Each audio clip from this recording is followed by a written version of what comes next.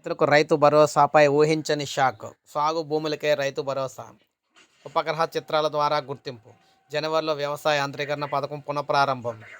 So మనం చూసుకుంటే రాష్ట్ర వ్యాప్తంగా యాసంగిలో సాగుతున్న పంట భూములను ఉపగ్రహ చిత్రాల ద్వారా గుర్తించి రైతు భరోసా పథకాన్ని అమలు చేసేందుకు చర్యలు తీసుకోవాలని మంత్రి తుమ్మల నాగేశ్వరరావు అన్నారు.